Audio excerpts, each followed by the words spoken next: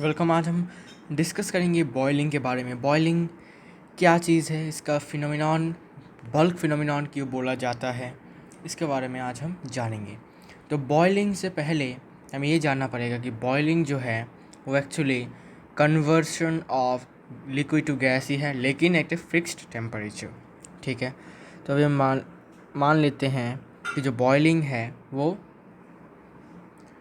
मतलब surface phenomenon ही मान लेते हैं। ठीक है, अब इसको मैं एक्सप्लेन करूँगा कि क्यों बॉयलिंग को बल्क फिनोमिनॉन भी बोला जाता है या फिर सरफेस फिनोमिनॉन भी बोला जाता है। तो बॉयलिंग का प्रोसेस जान लेते हैं कैसा होता है। तो in boiling heat is supplied from an external source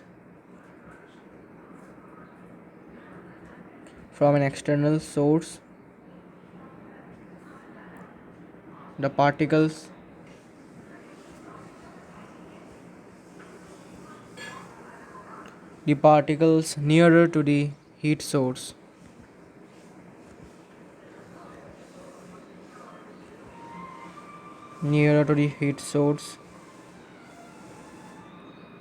becomes hot and less denser.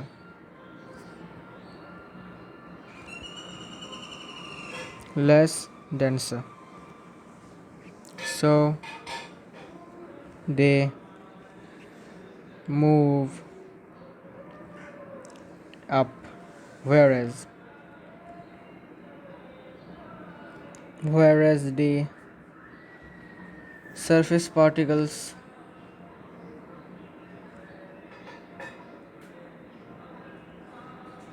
being relatively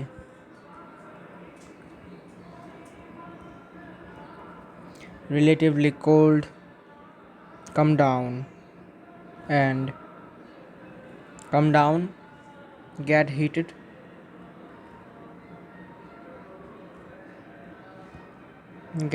and again move up.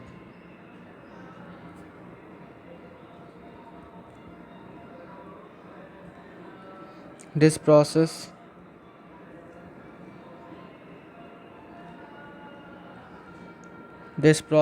of heating by convection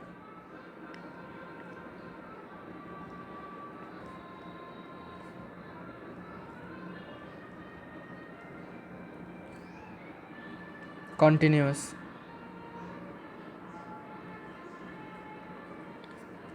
until all the particles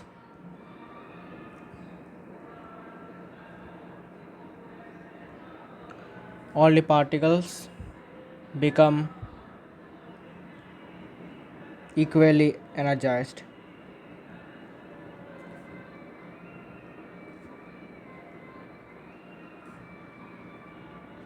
When this energy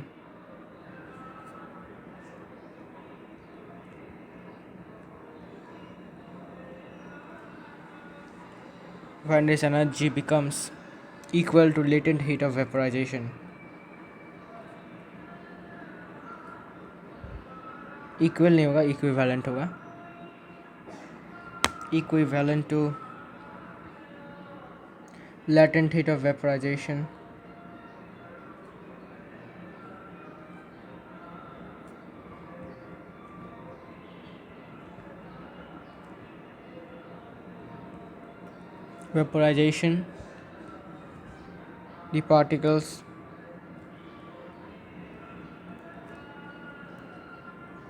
the particles from surface as well as bulk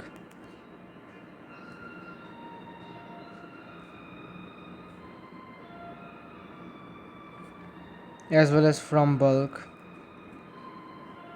escape as vapor.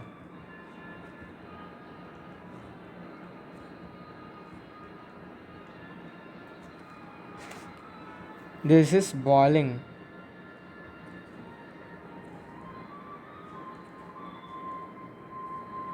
तो अभी boiling जो process है उसको मैंने describe किया है। अभी हम इसको एक्सप्लेन करते हैं। मैं एक्सप्लेन करता हूँ कि एक्चुअली इसमें क्या समझाया गया है। तो सबसे पहले बॉयलिंग में क्या होता है, हमें पता है बॉयलिंग में क्या होता है। बॉयलिंग और इवेपोरेशन में एक ही डिफरेंस है, मोस्ट इम्पॉर्टेंट डिफरेंस है कि बॉयलिंग में हीट देना पड़ता है, एक्सटर्नल हीट रिक्वायर्ड है, इसके बिना बॉयलिंग नहीं होगा। अगर हम एक्सटर्नल हीट नहीं देते हैं तो इवापोरेशन होगा, अगर हम एक्सटर्नल हीट देते हैं तो बॉयलिंग होगा। तो इसीलिए बॉयलिंग में heat is supplied from an external source. वो हो सकता है आप बर्नसन बर्नर से हीट दे रहे हो, मैच स्टिक से हीट दे रहे हो, कैंडल से हीट दे रहे हो, या फिर कोई भी एक चीज़ से हीट दे रहे हो, लेकिन हीट देना इज़ इम्पॉर्टेंट, हीट देना ही पड़ेगा। Without heat you cannot perform, और you can say the process of boiling cannot be done, okay, cannot be performed, और यू कैन से डन ही होगा actually. Now, the particles nearer to the heat source becomes hot and less denser. अभी देखो, मान लेते हैं यहाँ पर एक बीकर है, ठीक है, this is one beaker, open beaker है ये। तो एक बीकर है, तो बीकर में सपोज़ हमने यहाँ से आग लगा दी, बंसन बर्नर का यूज़ करते हुए आग लगाया, ठीक है। तो पानी का सपोज़ यहाँ तक है लेवल, तो इनके हीट सोर्स के पास जितने पार्टिकल्स हैं उनको क्या हीट ज़्यादा मिलेगा as compare to the surface particles. देखो, बल्क पार्टिकल्स नहीं, जो पार्टिकल्स हीट सोर्स के पास है उनका डिस्टेंस जो है हीट सोर्स से वो कम है, तो उनको ज़्यादा हीट मिलेगा बिकॉज डिस्टेंस कम है। और जो सरफेस के पार्टिकल्स हैं या फिर हीट सोर्स से दूर वाले जो पार्टिकल्स हैं उनका और हीट सोर्स में डिस्टेंस बहुत ज़्यादा है, इसीलिए उनको हीट इतना नहीं मिलेगा लेकिन बहुत कम मिलेगा। तो जो पार्टिकल्स इनसे हीट सोर्स के पास है वो लोग क्या हो जाएंगे, वो लोग गर्म हो जाएंगे। ओके, गर्म होने के बाद वो लोग लेस डेंसर हो जाते हैं, हल्के हो जाते हैं, क्योंकि गर्म होना मतलब क्या, टेम्परेचर का इंक्रीज़ होना। और हमें क्या पता है, temperature whole square is directly proportional to what, kinetic energy, याद है। तो काइनेटिक टेम्परेचर अगर बढ़ता है तो काइनेटिक एनर्जी डबल बढ़ेगा बिकॉज होल स्क्वायर है, बढ़ेगा कि नहीं। तो काइनेटिक एनर्जी बढ़ जाएगा, तो हमें क्या पता है, काइनेटिक एनर्जी बढ़ता है तो डेंसिटी कम हो जाता है, काइनेटिक एनर्जी बढ़ने से, और हल्का हो जाता है, तो हल्का हो जाता है, लेस डेंस मीन्स हल्का, ठीक है, because density is directly proportional to mass. Density कम हो गया तो मास भी कम हो जाएगा, ठीक है। अभी so they move up whereas the surface particles being relatively cold come down. अभी देखो यहाँ पर एक ट्विस्ट है कि जो पार्टिकल्स हमने जो पार्टिकल हीट सोर्स के पास है, देख सकते हो यहाँ पर, वो गर्म होकर गर्म होकर हल्के हो जाएंगे, हल्के होने के बाद ऊपर चले जाएंगे, ओके। लेकिन ऊपर के जो पार्टिकल्स हैं वो लोग क्या भारी होंगे ऑब्वियसली, क्योंकि वो लोग ठंडे हैं क्योंकि वो लोग के पास, उन पार्टिकल्स के पास हीट नहीं पहुंच रहा होगा, या फिर पहुंच रहा होगा लेकिन बहुत कम, नेग्लिजिबल बोल सकते हो। तो वो लोग ठंडे हैं, तो उनके पास टेम्परेचर जो है वो कम है, तो काइनेटिक एनर्जी भी कम हो जाएगा। तो काइनेटिक एनर्जी कम मतलब क्या, मोर डेंसर, डेंसिटी बढ़ जाएगा, ओके। तो और हैवी हो जाएगा, मास बढ़ जाएगा, तो लोग नीचे आ जाएंगे। तो सरफेस के जो पार्टिकल्स हैं वो लोग नीचे आ जाएंगे, और नीचे आने के बाद वो लोग क्या होंगे, फिर से हीट सोर्स के पास आएंगे। हीट सोर्स के पास आने के बाद वो लोग फिर से हीटेड होंगे, जैसे कि ये पार्टिकल्स जो है वो लोग हीट हुए हैं। सिमिलरली सरफेस के पार्टिकल्स भी नीचे आएंगे, आने के बाद हीट होंगे, फिर से ऊपर जाएंगे, ठीक है।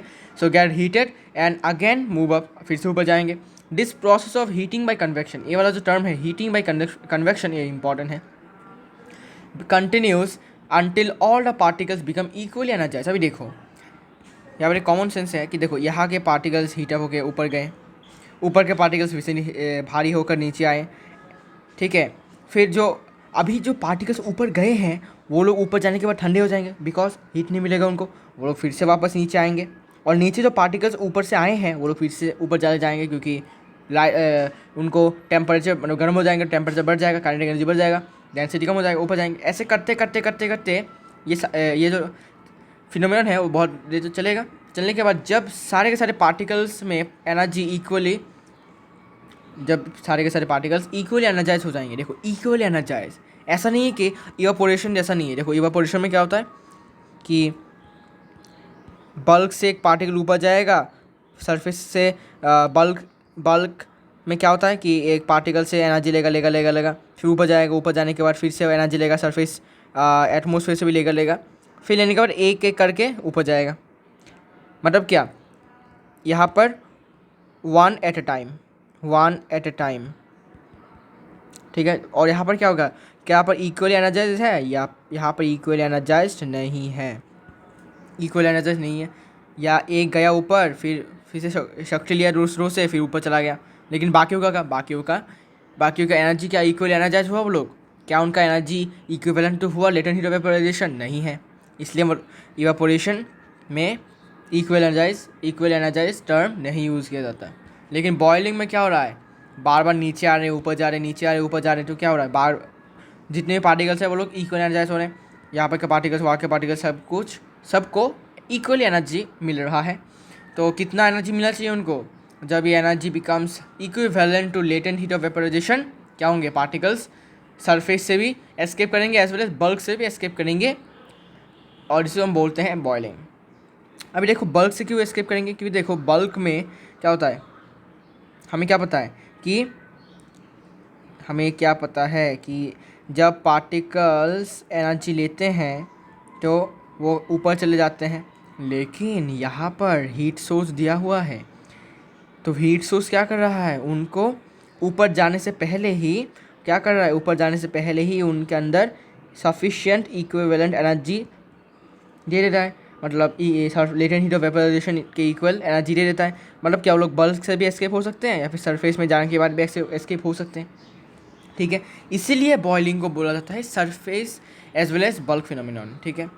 तो इसमें लिख दो अभी कि since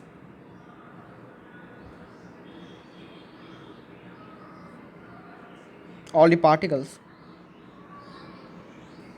gain energy equally, the escaping can take place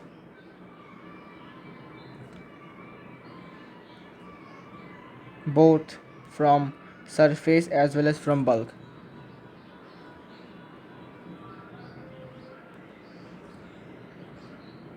Surface as well as bulk.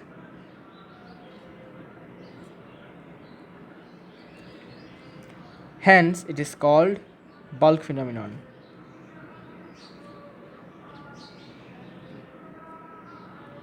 It's also called a bulk phenomenon.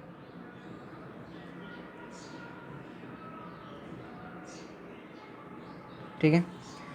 तो इस वाले वीडियो में हमने बॉइलिंग का जो पार्ट है वो कंप्लीट कर लिया। अभी हम बात करेंगे कि factors of rate of evaporation. इसका मतलब क्या है कि इवापोरेशन का जो रेट है, मतलब स्पीड जो है, वो या तो कम हो सकता है या फिर ज़्यादा हो सकता है कुछ फैक्टर्स के कारण से, ठीक है। तो उनके बारे में बात करते हैं पहले। तो सबसे पहले बात करते हैं फैक्टर्स ऑफ इवापोरेशन का। 4 फैक्टर्स हैं एनसीईआरटी के बुक में, तो 4 ही हम डिस्कस करेंगे। तो अभी लिखो factors affecting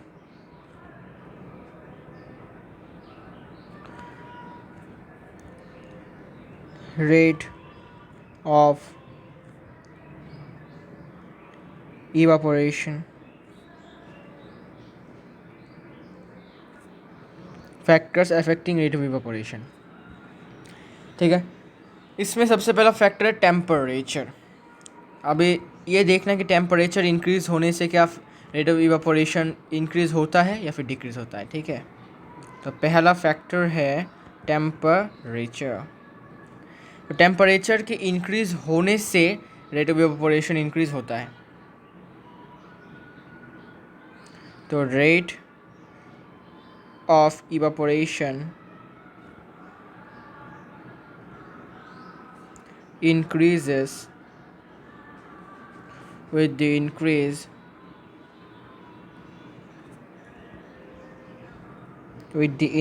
in temperature.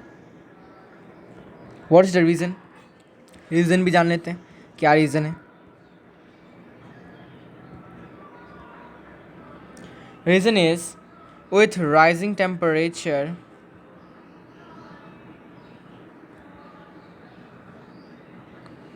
rising temperature, the kinetic energy of the particles increases.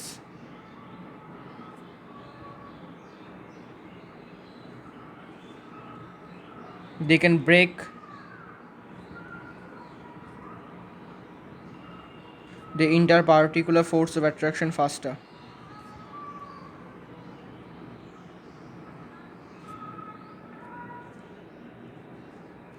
Interparticular force of attraction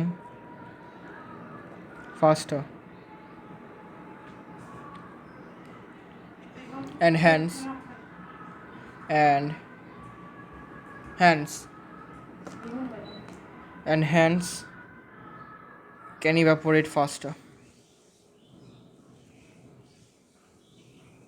इसका मतलब क्या हुआ, समझाता हूँ कैसा होता है। सपोज मान लेते हैं यहाँ पर एक बीकर है, ठीक है, तो यहाँ पर इतना लेवल तक पानी है। तो बल्क के जो पार्टिकल्स है वो क्या करते हैं, इवापोरेशन के प्रोसेस को पता ही है क्या होता है। बल्क से कोलाइड होते हैं, कोलाइड होने के बाद एनर्जी गेन करते हैं, गेन होने के बाद धीरे धीरे ऊपर जाते हैं। ऊपर सरफेस में भी उनको इनवर्ड पुल के वजह से रुकना पड़ता है। रुकने के बाद वो लोग फिर से अपने सरफेस पार्टिकल्स और सरफेस एटमॉस्फेयर से एनर्जी गेन करते हैं, करते करते फिर जब एनर्जी कितना equivalent to what, latent heat of vaporization, तब जाके उठते हैं। यहाँ पर देखो एक फैक्टर मैटर करता है कि पार्टिकल्स का जो स्पीड है, देखो हमने क्या बताया कि काइनेटिक एनर्जी अगर ज़्यादा होता है तो पार्टिकल्स जल्दी जल्दी मूव करते हैं। तो अगर हम पार्टिकल्स के स्पीड को बढ़ा देते हैं, कैसे बढ़ाएंगे, टेम्परेचर इंक्रीज करके, क्योंकि kinetic energy is directly proportional to temperature square. Temperature को बढ़ा देते हैं तो काइनेटिक एनर्जी बढ़ जाएगा। इससे क्या होगा, पार्टिकल जल्दी जल्दी मूव करेंगे। तो जल्दी जल्दी मूव करेंगे तो क्या होगा, जल्दी जल्दी कोलिशंस होगा। तो मोर कोलिशंस बहुत ज़्यादा होंगे। कोलिशन ज़्यादा होंगे, क्या एनर्जी ज़्यादा मिलेगा। सब उसे मान लेते हैं ये वाला पार्टिकल्स बहुत जल्दी जल्दी कोलाइड कर रहा है, ठीक है, सबके साथ। तो इसके पास एनर्जी भी जल्दी जल्दी मिलेगा उसको, तो वो जल्दी जल्दी ऊपर जाएगा। तो जल्दी सरफेस पार्टिकल से फिर से वो कोलाइड करेगा, एटमॉस्फेरिक पार्टिकल से भी कोलाइड करेगा, मतलब एनर्जी लेगा। तो जल्दी जल्दी कोलाइड करने के बाद उसको वो जल्दी जल्दी इवेपोरेट हो पाएगा, ठीक है। तो इसी कारण से टेम्परेचर बढ़ने से रेट ऑफ इवेपोरेशन ज़्यादा होता है, ठीक है। इवेपोरेशन फास्टर होता है बिकॉज स्पीड बढ़ जाता है पार्टिकल्स का, मतलब उसके अंदर फ्लैश का आत्मा घुस जाता है, सिंपल भाषा में बोलो तो, टेम्परेचर बढ़ा देने से। तो इसका भी एग्जांपल ले सकते हो। एग्जांपल है कि wet clothes dry faster in sunlight rather than compared to shade, या फिर rather than to shade, compared to shade, मतलब सनलाइट में गीले कपड़े जल्दी सूखते हैं अगर हम इस एज कम्पेयर टू शेड, ठीक है। आप इसको ट्राई कर सकते हो अपने घर में। नाउ फोर्थ सेकंड, अच्छा ये फोर्थ वाला पहले कर देता हूँ। तो सेकंड वाला जो फैक्टर है वो है surface area.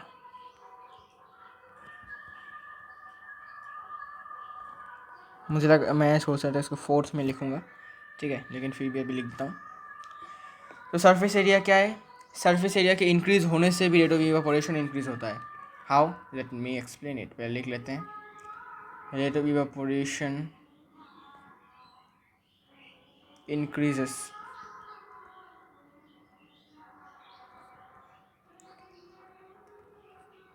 with increased surface area.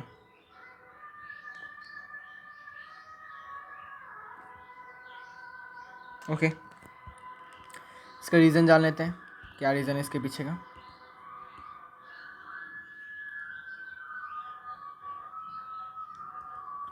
Reason देखो, since in evaporation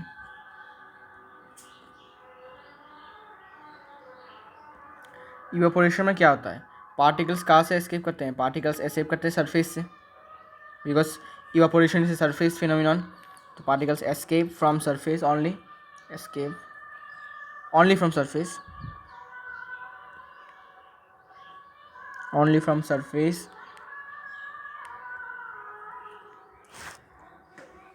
full stop. So more surface area, more surface area means more number of particles can escape at a time.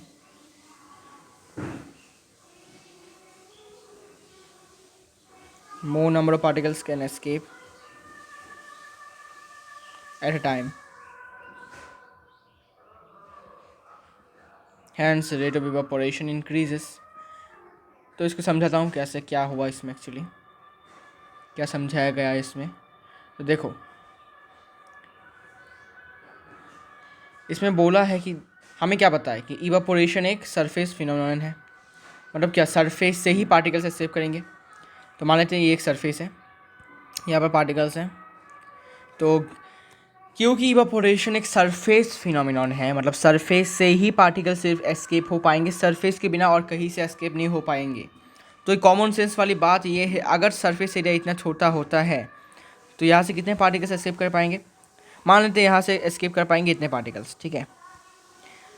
और अगर हम surface area को इतना बढ़ा देते हैं तो यहाँ से कितने पार्टिकल्स एस्केप हो पाएंगे। तो आप बोलोगे ऑब्वियसली इस वाले से तो ज़्यादा ही एस्केप हो पाएंगे, बिकॉज यहाँ पर सरफेस एरिया ज़्यादा है तो पार्टिकल्स को ज़्यादा जगह मिल रहा है एस्केप होने में, ओके ना।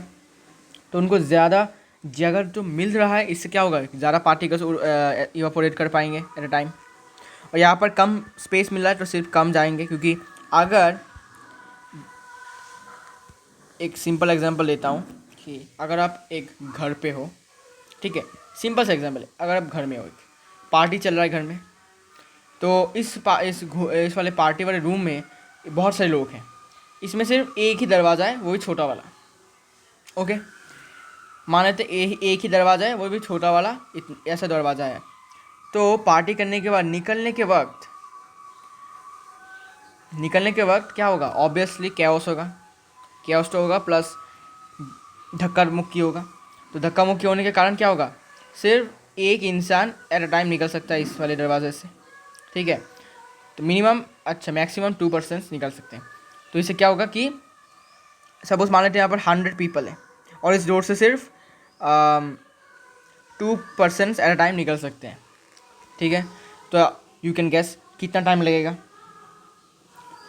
एज़ कम्पेयर टू, अगर हम लेते हैं सेम रूम, ठीक है, सेम रूम, ताकि आप कन्फ्यूज ना हो, सेम रूम, इसमें हम क्या करेंगे, अभी हम यहाँ पर 3 दरवाजे दे देते हैं, ठीक है। अब मुझे बताओ कि टाइम कम लगेगा या फिर ज़्यादा लगेगा। यहाँ पर भी 100 पार्टिसिपेंट्स हैं और हर एक डोर से 2 करके निकल सकते हैं, ठीक है। तो अब मुझे बोलो कि कौन से वाले सपोज ये ऑप्शन 1 है, ऑप्शन 2 से, तो कौन से वाले ऑप्शन से आपको लगता है कि ज़्यादा लोग एट अ टाइम निकल सकते हैं, मतलब ज़्यादा लोग जल्दी जल्दी निकल जाएंगे एक रूम से। तो आप बोलोगे ऑब्वियसली ऑप्शन 2, ठीक है। क्योंकि यहाँ पर क्या है, निकलने के लिए जगह ज़्यादा है। कितनी जगह ज़्यादा है, as compare to days 2 more doors are there. मतलब क्या कि जितना टाइम इस वाले ऑप्शन 1 को लग रहा था लोगों को निकलने के लिए, उतना कम टाइम लगेगा इस वाले ऑप्शन में, बिकॉज यहाँ पर स्पेस ज़्यादा है, एरिया ज़्यादा है, ठीक है। सिंपली यहाँ पर भी सिमिलरली यहाँ पर भी देख सकते हो कि यहाँ पर क्या है, देखो यहाँ पर निकलने का जगह छोटा है, मतलब क्या एक वक्त में बहुत कम पार्टिकल्स निकल पाएंगे, लेकिन यहाँ पर बहुत लंबा एरिया है, मतलब बहुत सारे पार्टिकल्स एट ए टाइम निकल सकते हैं, just like that home, party वाला हाउस, ठीक है। इसीलिए क्या होता है, रेट ऑफ इवापोरेशन ज़्यादा होता है, क्योंकि ज़्यादा पार्टिकल्स एट ए टाइम निकल रहे हैं, इवापोरेट हो रहे हैं, ओके। अब इसे एग्जाम्पल ले लेते हैं, आप इसे घर में ट्राई कर सकते हो। आपको करना है कि सेम अमाउंट ऑफ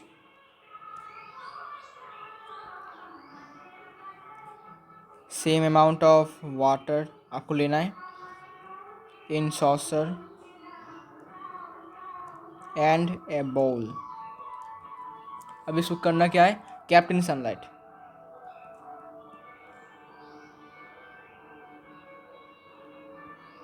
ठीक है। एक्चुअली ये एक एग्जाम्पल नहीं है, एक्सपेरिमेंट है, मतलब यू कैन से एक्टिविटी है, इसको करना है। ठीक है, इसको घर में करना है। आपको मुझे बताना है कमेंट में कि कौन से वाले में सबसे ज़्यादा पहले पानी का लेवल कम हो गया है। मतलब सबको, अब सबसे पहले आपको सॉसर लेना है। सॉसर को पता है, ऐसा बड़ा वाला सरफेस एरिया वाला एक ऐसा होता है। ठीक है, ऐसा एक्चुअली ऐसा होता है इसका सर, ऐसा कुछ जो फिगर होता है ऐसा। ठीक है, आई गेस कि इसी को सॉसर बोलते हैं, ऐसा होता है मे बी। सॉसर में भी ऐसे भी हो सकता है, इतना बड़ा ओपन होता है ऊपर से। अच्छा जो भी हो, सॉसर लेना है और आपको बोल है, बोल तो पता है ऐसे, इतना बड़ा नहीं हो बोल। तो आपको बोलना है कि कौन से वाले में से, मतलब सेम अमाउंट पानी लेना है आपको। ऐसा नहीं कि एक में ज़्यादा ले लिया एक में कम ले लिया, ये बोलोगे भाई इसमें तो आपने तो बोला था कि सॉसर में जल्दी जल्दी इवापोरेट होगा एज़ कम्पेयर टू बोल। ऐसा नहीं है, आपको same amount 50 ml, 100 ml, 500 ml, 1 litre, आपकी मर्ज़ी। आपके घर में पानी है तो पानी ले सकते हो, लेकिन पानी को वेस्ट मत करो। ठीक है, ये सिर्फ एक्सपेरिमेंट के लिए। ठीक है, तो सेम अमाउंट आपको पानी लेना है पहले सॉसर में और बोल में। सॉसर का सरफेस एरिया ज़्यादा है, बोल का कम है। दोनों को सनलाइट में रहना है, सनलाइट में रखना है। ऐसा नहीं कि एक को हमने शेड में रख लिया, एक को सनलाइट में रख दिया, इसके बाद बोला भाई ये क्या हो गया, एक में तो जल्दी जल्दी होगा इसमें और वैसा। ठीक है, सेम अमाउंट लेना है, कोई पार्शियलिटी नहीं, सेम दोनों को सनलाइट में रखना है। फिर देखना है कि कौन से वाले में सबसे पहले पानी का लेवल राइज करता है, राइज नहीं सॉरी कम हो जाता है। ओके, इसके बाद third factor is very very interesting, wind velocity. अब बोलोगे विंड वेलोसिटी क्यों भाई, विंड वेलोसिटी क्या इफेक्ट करता है रेट ऑफ इवापोरेशन में, क्या इसको बढ़ा देता है, इंक्रीज़ करता है या डिक्रीज़ करता है, देखते हैं। तो रेट ऑफ इवापोरेशन इंक्रीज़ होता है with increase in wind velocity. इसका रीज़न भी देखेंगे कि ये कैसे होता है, क्यों होता है।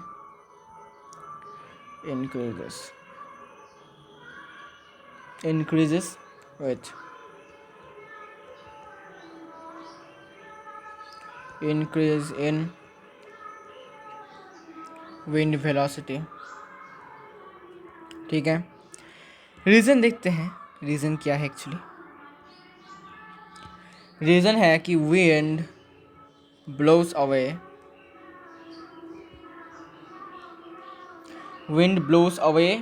the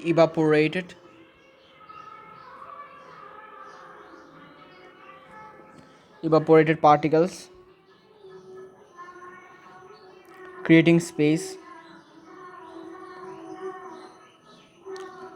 for the newer particles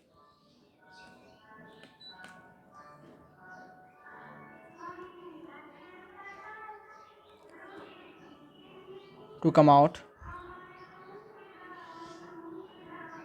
and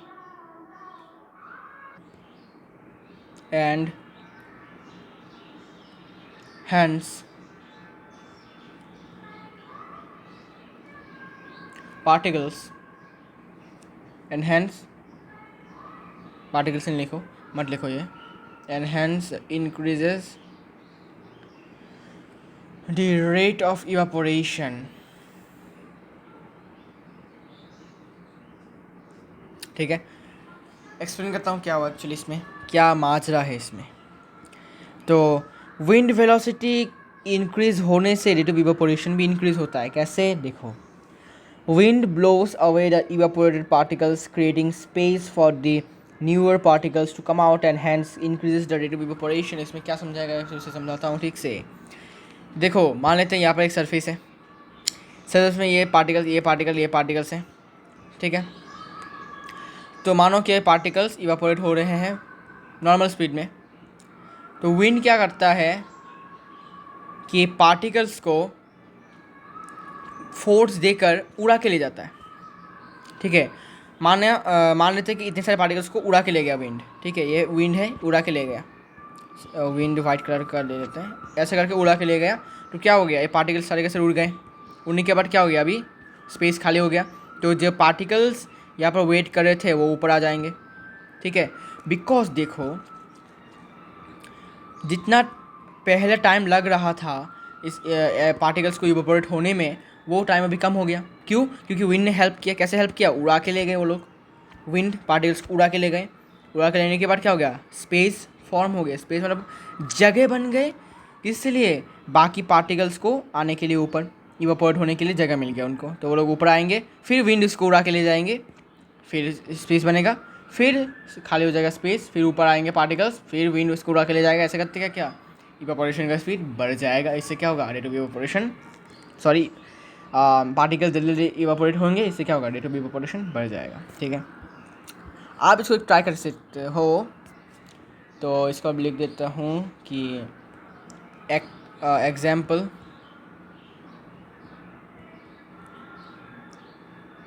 actually लिखने की ज़रूरत नहीं है, मैं मुंह से बोल लेता हूँ। आपको क्या करना है, आपको 2 कपड़े आपको गीले करने हैं। ओके, मतलब आपको वॉश करना है। सिंपली वॉश करने के बाद आपको क्या करना है, आपको एक को क्या करना है, आपको इनमें से एक क्लॉथ को आपको रख देना है शेड में। अच्छा, शेड में नहीं, नॉर्मल जगह पे रखना है, अपने घर के एक रूम में रखना है। इस रूम में आपको फ़ैन ऑफ करके रखना है। ठीक है, तो क्या करना है, आपको दोनों कपड़े में से एक कपड़े को आपको एक रूम में रखना है जहाँ पर फ़ैन ऑफ होगा, और दूसरे सेकंड वाले को, ये फर्स्ट वाला था, सेकंड वाले को भी और एक रूम में रखना है, लेकिन वहाँ पर फ़ैन ऑन होगा। ठीक है, फ़ैन ऑन होगा, आपको देखना है कि कौन सा वाला जल्दी सूखता है। ठीक है, तो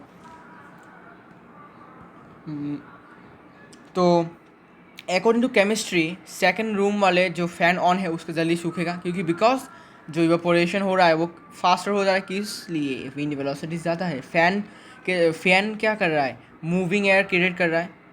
ठीक है, मतलब विंड क्रिएट कर रहा है, जिससे क्या हो रहा है, विंड पार्टिकल्स को उड़ा के ले जा रहा है बार बार, और स्पेस बन रहा है, फिर से पार्टिकल्स ऊपर आते हैं, फिर से उड़ा ले जा रहे हैं, तो रेट ऑफ इवापोरेशन बढ़ रहा है, तो जल्दी जल्दी पार्टिकल्स इवापोरेट हो पा रहे हैं।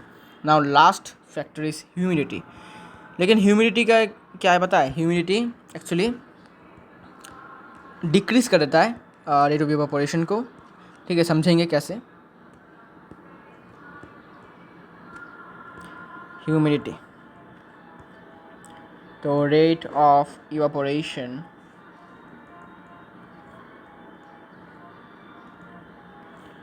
decreases with increase in humidity.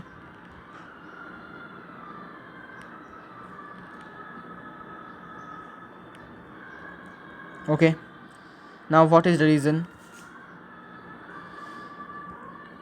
Reason is, if the humidity is high,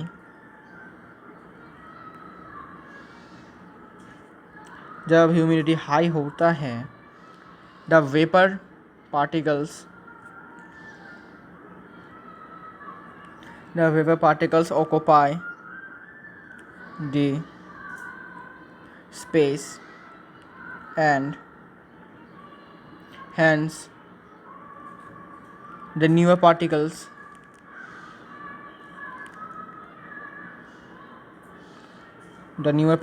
don't get enough space to get don't get enough space to evaporate out.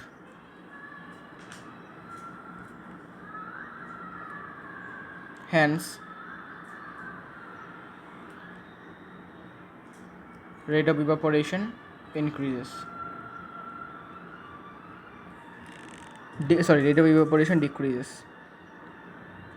Okay, तो इसको समझाता हूँ क्या हुआ कि रेट ऑफ इवापोरेशन डिक्रीज़ होता है अगर ह्यूमिडिटी इंक्रीज़ होता है। तो कैसे, देखो, ह्यूमिडिटी जब हाई होता है तब क्या होता है, जो वेपर पार्टिकल्स होते हैं वो स्पेस को ऑक्यूपाई कर लेते हैं, और इससे क्या होता है कि जो न्यूमर पार्टिकल्स होते हैं जो इवापोरेट होने के लिए आ रहे थे उनको जगह नहीं मिलता है इवापोरेट होने के लिए, इसीलिए रेट ऑफ इवापोरेशन डिक्रीज़ होता है। सपोज़ ये सरफेस है, तो ये पार्टिकल्स थे, ठीक है, वो लोग इवापोरेट होने के लिए एनर्जी इकट्ठा कर रहे थे, और वेपर पार्टिकल्स, मान लेते हैं ग्रीन वाले वेपर पार्टिकल्स हैं, वो आके क्या करते हैं, जगह को दखल कर देते हैं। ऐसे करके वो लोग जगह ऊपर बैठ जाते हैं, मतलब ऑक्यूपाई कर लेते हैं स्पेस को। अभी देखो पार्टिकल्स के पास एनफ स्पेस नहीं है, लेकिन बहुत कम स्पेस है जिससे वो लोग इवापोरेट हो सकते हैं। लेकिन इवापोरेट क्या होंगे, लेकिन बहुत स्लो होगा इवापोरेशन, बिकॉज वो लोग अब जगह को दखल करके रखे हैं। ठीक है, they have occupied the space. ठीक है, इससे क्या होगा कि इवापोरेशन कम हो जाएगा। सिमिलरली एक एग्जांपल लेते हैं कि मान लेते हैं यहाँ पर एक घर है, ठीक है, इसमें एक ये वाला दरवाज़ा है, इतना बड़ा दरवाज़ा है, लेकिन दरवाजे का खासियत क्या है पता है, ये बहुत कम खुलता है। अच्छा ये नहीं, ऐसा और एक एग्जांपल लेते हैं। सपोज मान लेते हैं ये दरवाज़ा है, तो यहाँ पर एक बॉडीगार्ड खड़ा हुआ है, इसका बॉडी बहुत बड़ा है, इतना बड़ा बॉडी है इसका, ठीक है। सपोज अंदर है 25 पीपल फैमिली, तो अगर ये बॉडीगार्ड नहीं हटेगा, बट सपोज बॉडीगार्ड है वेपर पार्टिकल्स, ठीक है, और अंदर जो लोग हैं सपोज वो लोग हैं जो न्यूअर पार्टिकल्स, अंदर जो 25 हैं वो न्यूअर पार्टिकल्स हैं, तो वो लोग निकलने में थोड़ा दिक्कत होगा, बिकॉज ये इतना बड़ा शरीर है, हटेगा भी नहीं, तो एक एक करके निकलने में बहुत टाइम निकल जाएगा, ठीक है, एक एक करके निकलने में बहुत टाइम निकल जाएगा। तो वेपर यहाँ पर जो बॉडी कट है वो वेपर पार्टिकल की तरह एक्ट कर रहा है, स्पेस नहीं दे रहा है पार्टिकल्स को निकलने के लिए। इसका एग्जाम्पल एक देख सकते हो कि वेट क्लॉथ्स ड्राई स्लोअर इन रेनी डे। बारिश के दिन में जो गीले कपड़े होते हैं वो लोग जल्दी नहीं सूख पाते हैं, क्योंकि इवापोरेशन कम हो जाता है। क्यों? क्योंकि ह्यूमिडिटी ज़्यादा हो जाता है। जो वेपर वाटर वेपर्स होते हैं ना, वो सरफेस में कब्जा कर लेते हैं, जिससे क्या होता है पार्टिकल्स एस्केप नहीं कर पाते हैं, इसीलिए रेट ऑफ इवापोरेशन कम होता है और कपड़े जो है वो लोग बहुत देरी से सूखते हैं, ठीक है। तो this is the end of this video. In this video we have discuss about boiling. The next video we will start latent heat of vaporization and fusion. तब तक के लिए गुड बाय।